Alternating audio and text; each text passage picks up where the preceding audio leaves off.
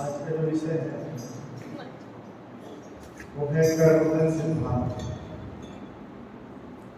ठीक है, जो भी हम कर्म करते हैं उसके पीछे हमारा क्या उद्देश्य होना चाहिए, क्योंकि हर कर्म का चाहे वो जिस भी भाव से किया जाए उसका परिणाम तो हमें मिलना है। कर्मों के फल से न बचोगे, कर्मों के फल से न बचोगे, चलना बहुत संभाल के।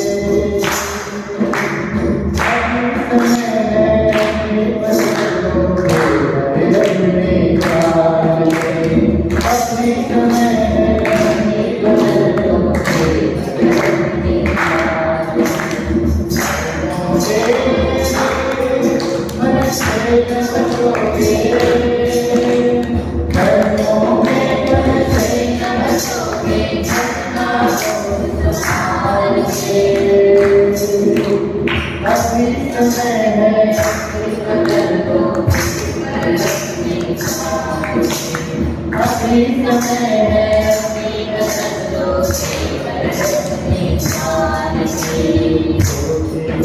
में,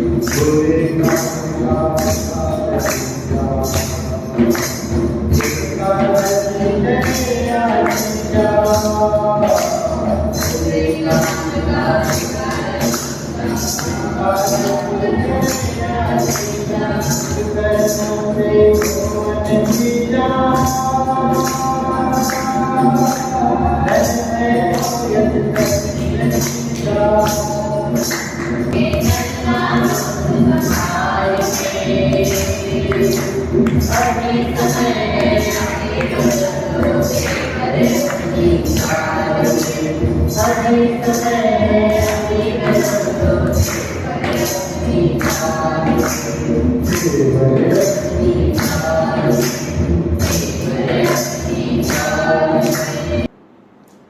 कर्मफल सिद्धांत का कार्यक्रम विषय है। और आप प्रत्यक्ष या परोक्ष रूप से जो भी कर्म करेंगे उसका परिणाम तो आपको मिलेगा। ठीक, कर्म का अर्थ क्या होता है बताइए आप। What is the meaning of कर्म? कर्म किसे है? हाँ, जो हम करते हैं वो, जो भी हम कार्य करते हैं वो कर्म है। जो करने योग्य है वो अगर हम करते हैं तो कर्म है।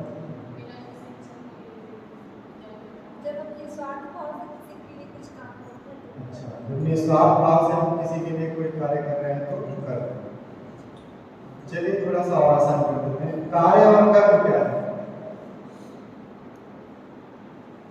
कार्य हम किसी लक्ष्य के लिए करते हैं और कर्म बिना किसी लक्ष्य के लिए। और कोई बताए? आप लोग दिन भर कार्य करते हो कि कर्म करते हो? कार्य करते हैं, मतलब कार्य भी करते हैं, कर्म भी करते हैं। कार्य से मिलकर कर्म। आप लोग बताओ, कहाँ देख रहे हो दिमाग? हमें पूछना नहीं, एक लोग बता। अच्छा, आपके अकॉर्डिंग हमने एक सर जो हम रिजल्ट के लिए करते हैं वो हमारा कार्य है, और जो हम अपने फ्यूचर के लिए कुछ अच्छा चीज सीखते हैं वो हमारा कर्म है। गौरव कुछ बोल रहा था। सरकारी जैसे हम अपना खुद का जैसे मतलब कुछ काम वगैरह करते हैं उसको कार्य मतलब कर्म जैसे दूसरों के लोगों के प्रति जैसे मदद करना और मतलब वैसा कार्य और कर्म में जो अंतर है वो आप एक शब्द से क्लेरिफाई कर सकते हैं। वो है आपका दिन भर में जो भी एक्टिविटीज करते हैं आप, ठीक है, जो भी करते हैं वो सब कार्य है। दिन भर में जो भी एक्टिविटीज आप करते हैं वो सब क्या है? कार्य है। लेकिन कार्य कर्म कब बन जाता है इसको समझना है। हम 24 घंटे कार्य करते हैं, कर्म कभी कभी करते हैं। तो कार्य कर्म कब बदलता है, कब होता है? जैसे फॉर एग्जाम्पल आपको अगर भोजन बनाना है, ठीक है ना, तो भोजन 1-2 दिन बनाते हैं तो क्या करते हैं? बहुत अच्छे से मनोयोग से बनाते हैं, पूरे अच्छे भाव से बनाते हैं, ठीक है ना। तो क्या हो गया? निस्वार्थ भाव कहीं ना कहीं इसमें छूट जाता है। और जब अच्छे भाव से, श्रद्धा से, समर्पण से कोई कार्य किया जाता है वो कर्म बन जाता है। लेकिन अगर डेली आपको भोजन बनाना रहे तो रोटी ऐसे ऐसे करके फेंकते जाओ, है ना, फॉर्मेलिटी करो। तो वो जो फॉर्मेलिटी होती है हमारी बिना श्रद्धा भाव के, वो क्या होता है? कार्य। तो कार्य को कम से कम करने का प्रयास करें, ज्यादा से ज्यादा कर्म को करने का प्रयास करें। जिस भाव से, जिस श्रद्धा से आप कार्य के लिए जुड़ते हैं वही उसी भाव में आपका परिणाम मिलता है। हमें पता है आपके जो चेहरे का लेवल है, जो मानसिक आपका पटल है, वो मुझे उसका लेवल समझ में आता है, क्योंकि आप लोगों ने बताया, आप लोगों ने दिखाया है अपने कॉन्शियसनेस का लेवल आपने तो हमेशा हमारे सामने प्रकट किया है। तो उसको हम देखते हैं, उस लेवल पे जो बुराइयां हैं, जो वृत्तियां हैं, बहुत सारे विक्षेप है, जो उसको तो धीरे धीरे साफ करना पड़ेगा ना। अब बिना साफ किए परिवर्तन होने वाला नहीं है। और हम इसीलिए लगे हैं, आज नहीं तो कल हमें पूर्ण विश्वास है वो चित्त की वृत्तियां पूरी तरह से प्योर हो जाए, ठीक है ना। वो धीरे धीरे क्षय होगा उसका, और एक दिन ऐसा आएगा पूरा प्योर। तो सारी चीजें उसको जैसे जिस भाव से हम यहाँ से बोलेंगे वो चीज उसके दिमाग में उसी भाव से ही समाएंगे, ठीक है। तो कार्य और कर्म में आपको समझ में आ गया। अब कर्म कितने प्रकार के होते हैं?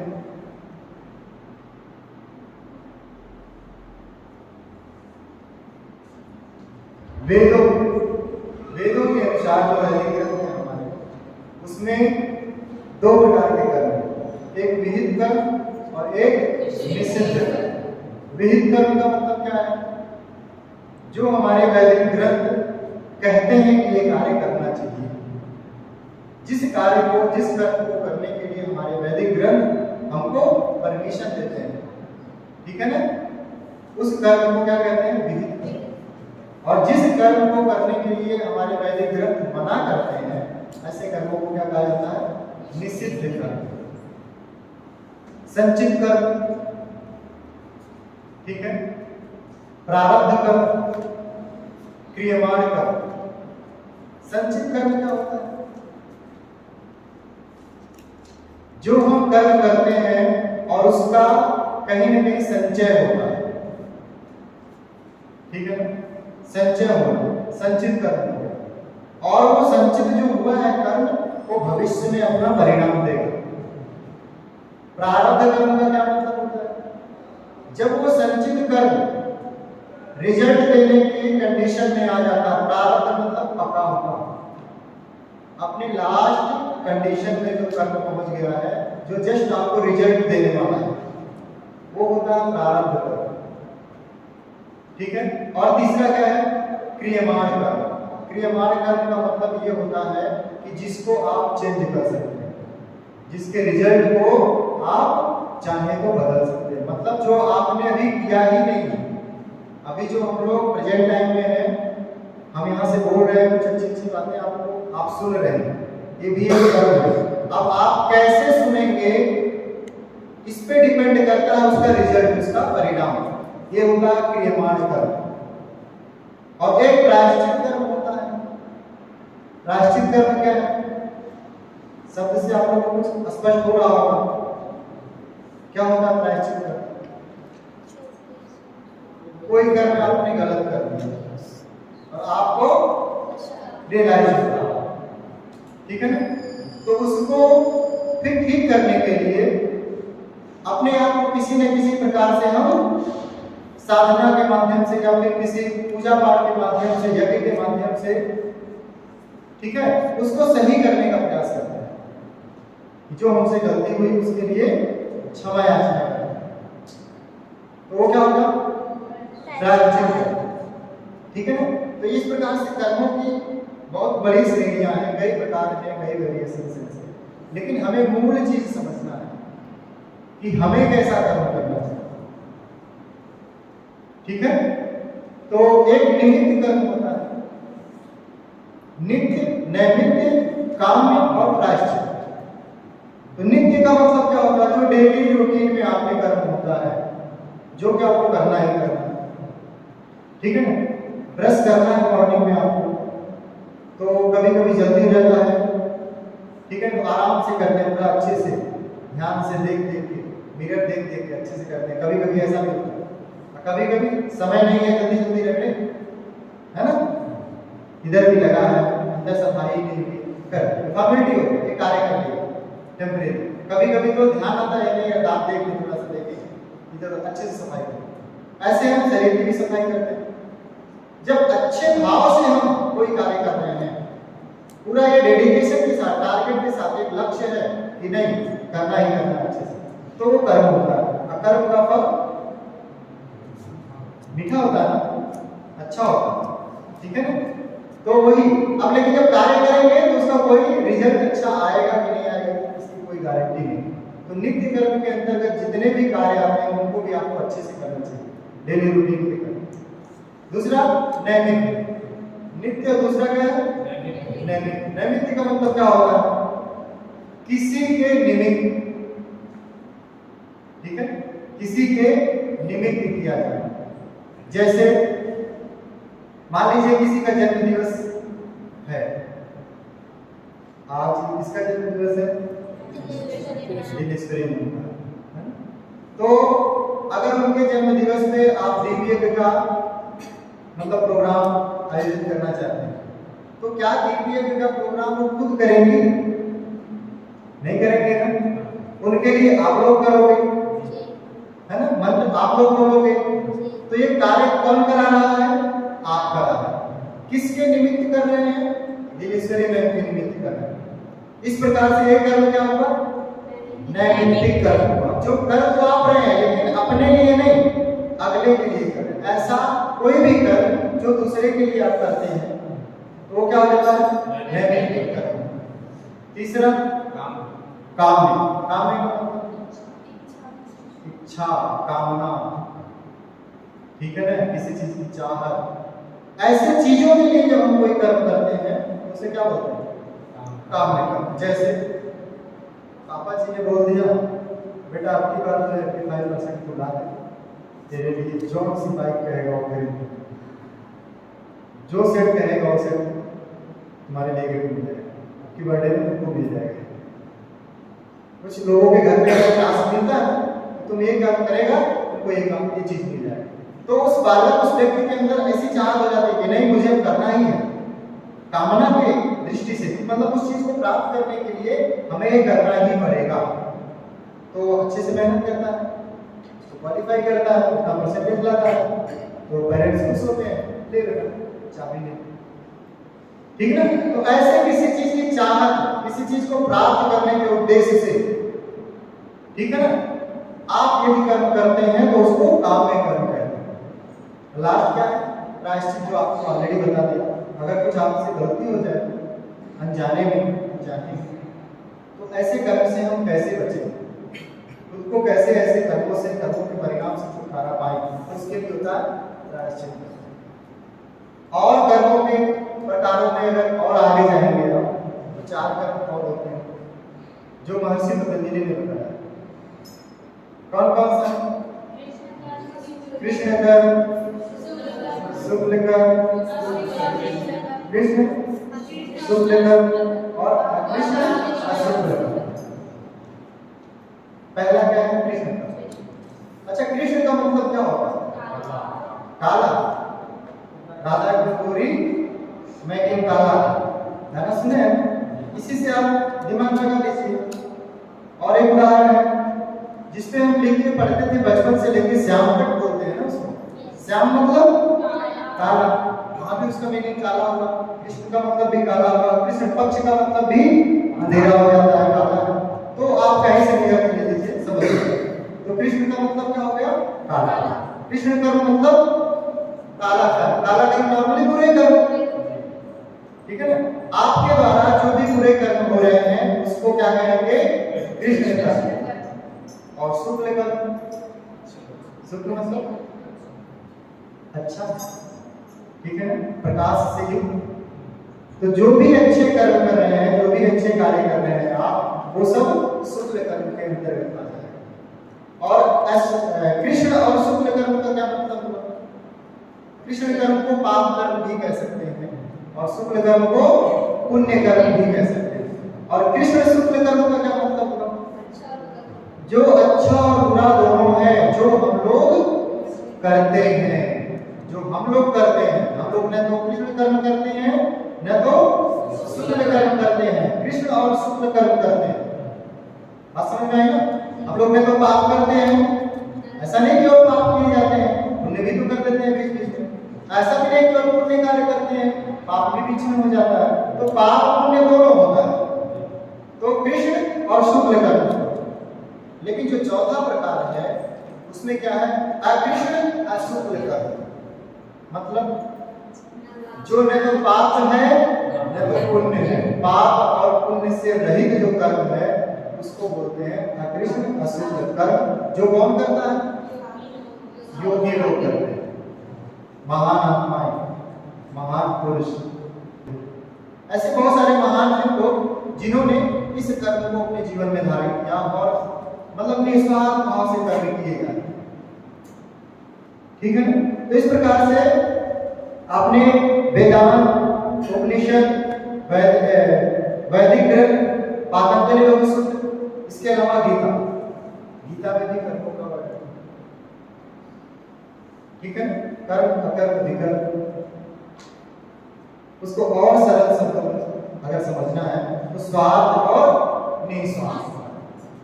जो भी कर्म अगर आप किसी स्वार्थ से कर रहे हो, जैसे आपने जो है क्या किया, अपने मित्र का सहयोग इसलिए कर दिया क्योंकि मित्र पैसा वाला है और जरूरत पड़ने पे एक फोन करने पे वो अकाउंट में ट्रांसफर कर देगा, ठीक? तो आप दूर तक सोच रहे हैं ना कि जरूरत पड़ने पे इसको जब कहेंगे तो हमको काम हमारा कर देगा। तो ये क्या है? आपका स्वार्थ। आप किसी चीज की चाहत रख रहे हैं कि नहीं हमको ये मिलेगा, परिणाम मिलेगा। और आज के जीवन में मान लीजिए किसी को आप चाय पिला रहे हैं मार्केट में और ये चाहत रखते हैं अगले दिन हमको कॉफी पिलाएगा, है ना? ऐसी आपके अंदर भावनाएं हैं। तो ये क्या है? स्वार्थ कर्म। एक चीज देके फिर दूसरी चीज की चाहत आपके अंदर ही अंदर है। और दूसरा निस्वार्थ कर्म। निस्वार्थ कर्म में क्या होगा बताइए? कोई स्वार्थ नहीं है। किसी का आपने हेल्प कर दिया तो मन में ये भाव नहीं है कि कल को वो भी हमारा सहयोग करेगा। अगर ऐसी भावना से आप किसी का सहयोग कर रहे हैं, किसी का हेल्प कर रहे हैं, तो क्या होगा? निस्वार्थ कर्म। तो इस प्रकार से कर्म की जो ये बहुत सारे वेरिएशन हैं, बहुत सारे इसके प्रकार हैं। लेकिन जो मूल है कॉन्सेप्ट वो यही है कि कर्म आपका कार्य से ही बनता है। मीन्स कार्य को जब श्रद्धा भाव से, समर्पण भाव से करना प्रारंभ कर देते हैं तो वो कार्य कर्म हो जाता है। तो इसलिए आप प्रयास करें अपने दैनिक जीवन में जितने भी कार्य करते हैं, नित्य नैमित्य काम प्रायश्चित जो भी कर्म करते हैं उनको आप श्रद्धा भाव के साथ करें। जैसे आपको हम पता है कि हमें 4:15 बजे से लेके 4:45 तक हमको यहाँ उपस्थित रहना है। आपको इतना स्पष्ट हो गया कि हमें इतने समय तक यहाँ रहना ही रहना है, तो अच्छे भाव से रहो। अच्छे भाव से रहोगे तो ये आपका पुण्य कर्म हो जाएगा और इसके परिणाम आपको अच्छे मिलेंगे। बुरे भाव से रहोगे तो भी आप टाइम दे रहे हैं ना 45 मिनट का, बुरे भाव से तो मन में बहुत सारी व्याधियां, बुराइयां, ईर्ष्या, द्वेष, कचरा भरेगा। ठीक है ना। अब वही बात हो जाती है, एक कक्षा से एक बालक आईएएस बन जाता है, एक बालक उसी आईएएस के केबिन में चपरासी का काम करता है, दोनों एक ही कक्षा से हैं। अंतर क्या होगा? टीचर की कमी थी क्या? टीचर ने तो टीचिंग एक ही माध्यम से किया, सबको एक बराबर, लेकिन ग्रहणशीलता एक ने अच्छे से ग्रहण किया और एक ने उस समय ग्रहण ही नहीं किया, तो उसको उसके अकॉर्डिंग उसका परिणाम मिला। और जो कर्मफल की बात आती है तो कर्मफल से मनुष्य ही नहीं देवता लोग भी नहीं बचे। आपको पता है कर्मफल से मनुष्य ही नहीं देवता लोग भी नहीं बचे। कैसे? राम की कहानी पता है, कृष्ण जी के बारे में पता है तो, और ये भीष्म पितामह के बारे में पता है। इनका अगर आप देख लीजिए बैग तो भीष्म पितामह की जो बात है इसमें तीर की सैया पे लेटे हुए थे, है ना। इनका पास आपको पता है क्या? इन्होंने अपने किसी जन्म में, किसी जीवन में ऐसा कुछ कर्म किया था जिस कारण से उन्हें तीर की सैया पे लेटना पड़ा। ठीक है ना। सांप की कहानी शायद आपको पता होगा, कहानी पे हम नहीं जाएंगे, ठीक। तो आप बस कहानी पढ़ लेना है लोगों के बारे में, ठीक है ना। बहुत सारे ऐसे आपको महापुरुषों का उदाहरण मिलेगा जिन्होंने कर्म किया और चाहे अनजाने में जो भी जैसा भी कर्म किया उसको उसका परिणाम भोगना पड़ा। राम जी क्या किए थे? 7 पेड़ के आड़ से किसी को मारे थे, हाँ। और कृष्ण जी भी ऐसा बहुत कुछ है ना। तो सबका जो कर्म मिला, जो भी उन्होंने कर्म किया तो उसका परिणाम उनको भोगना ही पड़ा। ठीक है ना।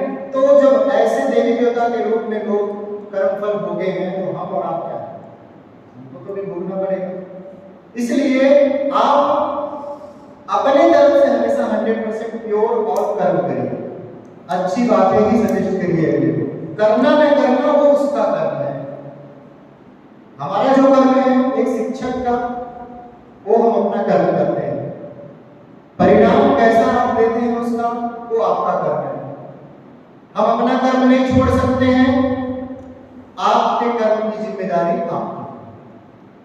ठीक। आप अपना कर्म कैसे करना चाहते हैं वो आप पे डिपेंड करता है। जब एक बिच्छू का क्या करना है? डंक मारना। क्या वो कभी बोल सकता है? नहीं। कहीं भी आएगा देखेगा, स्पर्श से उसको पता चल जाएगा तो क्या है, तुरंत डंक मार देगा। और साधु का क्या कर्म है? दया करना। साधु का क्या करना? दया करना समाज के प्रति।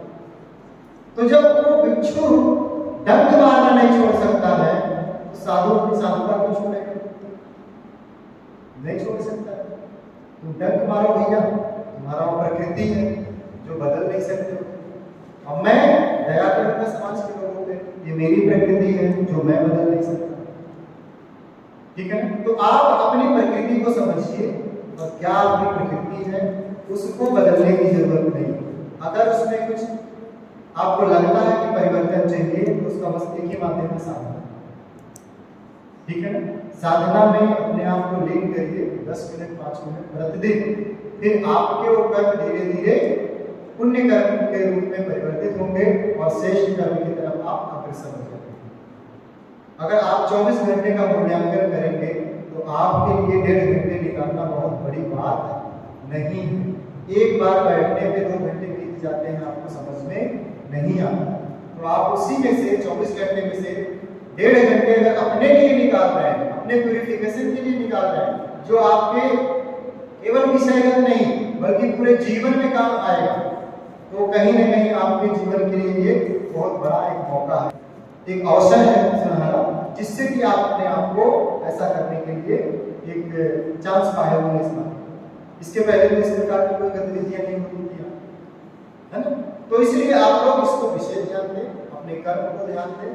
आज का टॉपिक यही था कि कर्म फल सिद्धांत अकाट्य है, जैसा जो बोएगा वैसा वो काटेगा। ठीक है ना? केवल तन चमकाने से कुछ नहीं होने वाला, अंदर के मन को चमकाना जरूरी है। ठीक है ना? हम बाह्य जगत तक ही रह जाते हैं, आंतरिक जगत पर प्रवेश ही नहीं करना चाहते। आंतरिक जगत की यात्रा करना बहुत ज्यादा जरूरी है, तब तो हमारा अंदर जगत से जो हम सोचते हैं, जो हमारे अंदर की फीलिंग्स है, वो बाहर हमारे व्यवहार में दिखता है। ठीक है? बताइए, किसी के मन में यदि कोई प्रश्न हो तो आप कर सकते हैं। आज जो हमने टॉपिक बताया है, कर्म के प्रकार बताया है, वो आप लोग एलएम के डायरी में लिख लीजिएगा और कल से प्रयास करिएगा कि एलएम की कॉपी देख लीजिएगा। ठीक है?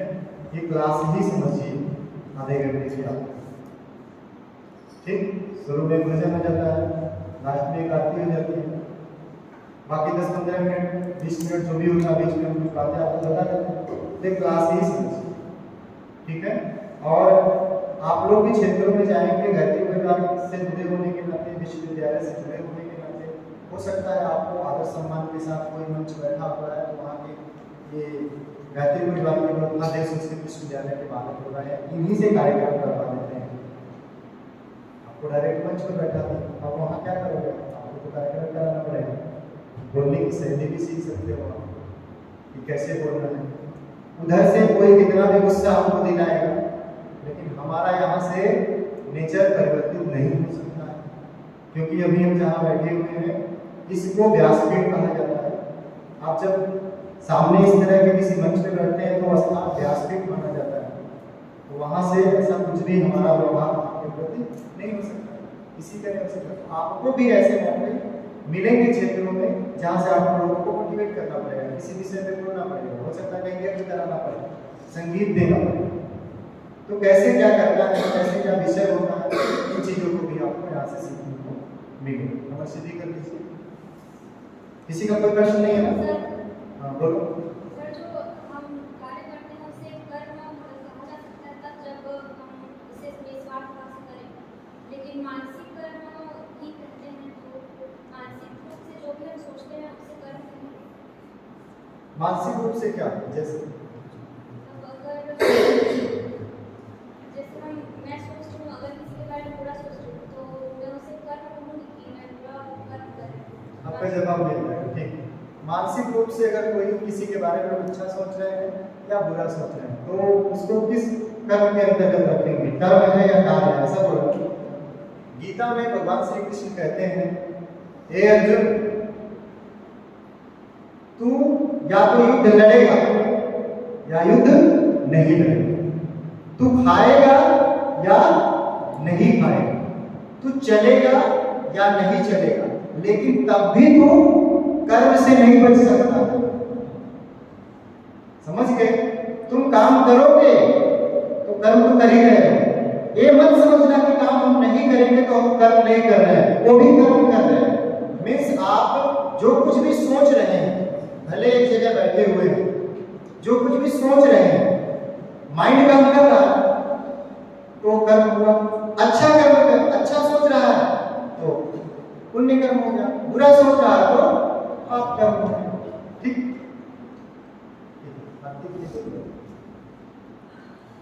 जो लोग अभी नहीं आए हैं वो लोग अभी तक जो नहीं आए हैं, नए लोगों को बुलाओ। सर का सजा कब मिलता है? हाँ? कर्म का सजा कब मिलता है? कर्म का सजा तत्काल मिलता है। जैसे सुबह आप लोग 5 मिनट लेट हो गए, परिणाम मिल गया कर्म फल। लेकिन ये है कि कर्म का जो फल होता है वो कर्म पे ही डिपेंड करता है, नेचर ऑफ कर्म। आपके कर्म की जो भी करने की आपने अगर बुरा कर्म है तो किस लेवल का है, उस लेवल का आपको दंड मिल जाता है। आपको महसूस करने की जरूरत है। आपके जीवन में कोई ना कोई ऐसी घटनाएं घट जाती है जब आपको लगता है कि ये भगवान हमारे साथ ऐसा क्यों कर दिया। लेकिन शायद आप अगर 4 साल अपने जीवन के पास्ट में जाओ तो आपको समझ में आ जाएगा 4 साल पहले ऐसा तुमने किसी के साथ किया था। वो आज तुम्हें दिख रहा 4 साल पहले का तो भूल चुके हो, लेकिन वहां तो खाता वही बहुत लंबी चौड़ी है, वहां तो भूलते नहीं है। हमारी एक एक एक्टिविटीज वहां नोट होती जाती है। तो अगर कहीं आने में सोचते कुछ कर रहे हो भी नोट है, ठीक है ना। तो परिणाम तो देता है, प्रकृति यही देता है, इसी जन्म में सारे कर्म मिल जाते हैं। ठीक है,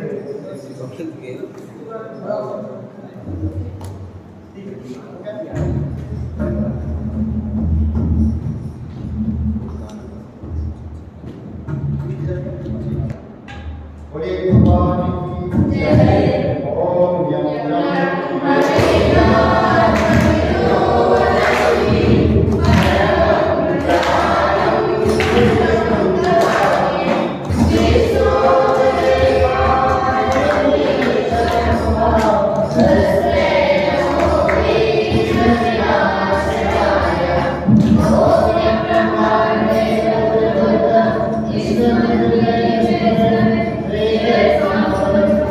Yes.